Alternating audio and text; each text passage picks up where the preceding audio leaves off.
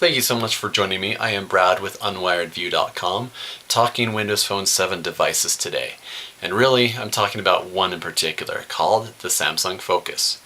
The Samsung Focus is with AT&T, and it is one of the very first Windows Phone 7 devices to come out in the United States. So, a really big question about it is, what the heck is Windows Phone 7, and is it something worth checking out? Something worth having as my next smartphone? And certainly we'll cover that to a small extent, but mainly I do want to look more into the phone itself and how it performs. Let's take a little tour of the hardware and the design of the Samsung Focus. So the Samsung Focus is a 4-inch capacitive touchscreen, and it's running with the Super AMOLED display. What the Super AMOLED does is it actually makes the resolution much brighter, saves battery life, and it also helps make the phone thinner just because the parts required for the display are incredibly thin. So just taking a look at it, it's just a very sleek, solid, smooth looking device, and a lot of it has to do with the actual screen itself. So going down here underneath the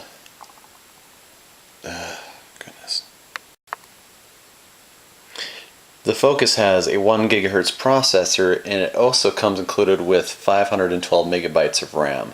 That's a very nice partnership right there, because that means not only with the processor but the RAM as well. It just helps everything go much smoother.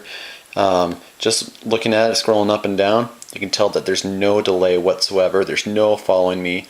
And I'll find that with some gigahertz processors that just don't have as much RAM built inside. I think it's also another complement to the operating system itself. The Windows Phone 7 just appears to be very efficient in how it utilizes that processor and the overall speed. So those are a couple really nice things about the specs in the Focus.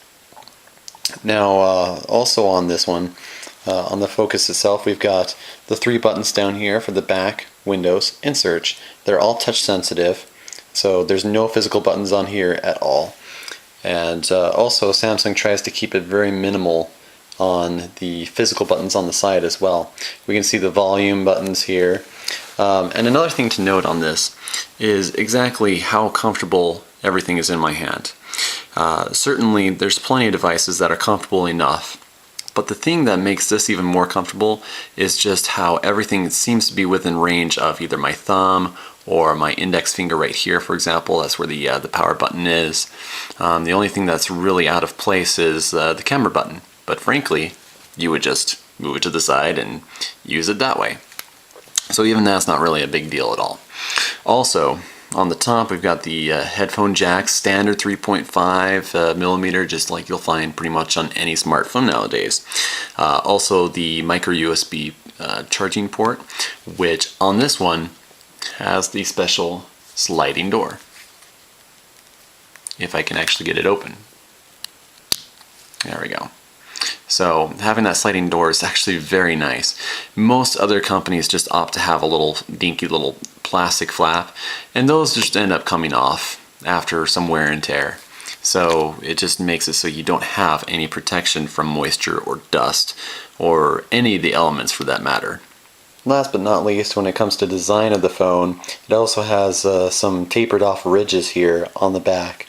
I actually really like the look of this, and it feels nice. I think it helps contribute to the overall feel in my hand, just because since it's tapered off on the edge there, it just makes it so much easier to have extra gripping on the sides there without making it overly bulky.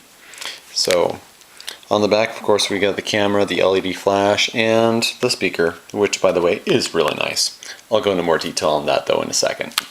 One other thing I want to point out when it comes to the Samsung Focus is there's a lot of little features and user interface experiences that I'm just leaving out on purpose right now, just because with the Samsung Focus there's not a whole lot, like I mentioned earlier, a whole lot of differences between this and several of the other Windows Phone devices. And Microsoft did that on purpose. They want to be all universal in terms of the experience. They don't want Samsung coming in here and throwing in their TouchWiz or anything like that to help quote unquote improve the experience. Microsoft says, look, we feel that we have a good enough experience in and of itself, so we don't necessarily need you coming and trying to improve it yourself. So just go with what you're given and play by our rules.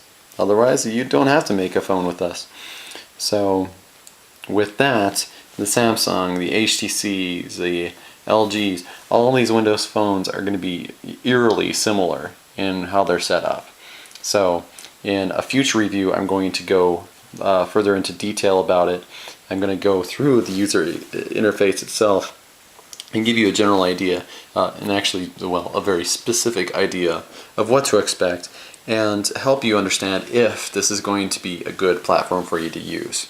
So, in terms of the phone itself, though, not judging by the operating system itself at this point, just by the phone itself, I have been very impressed.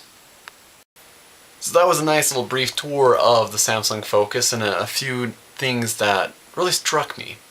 Things that I loved, and really there weren't a lot of things that I hated on it, to be honest. Playing around with the phone, it's a very sleek and sexy phone. It has a beautiful, gorgeous touchscreen on it. The resolution on it is just amazing when it comes to the Super AMOLED quality that it has. Especially holding it up compared to some of the other phones. The HTC Surround, for example, you hold it up side by side and you can definitely tell the difference. So also having the Super AMOLED screen causes the phone itself to be a lot thinner, and it saves battery life, and boy, let me tell you, the battery life on this thing is amazing. So I would start with a full charge at 9 o'clock in the morning.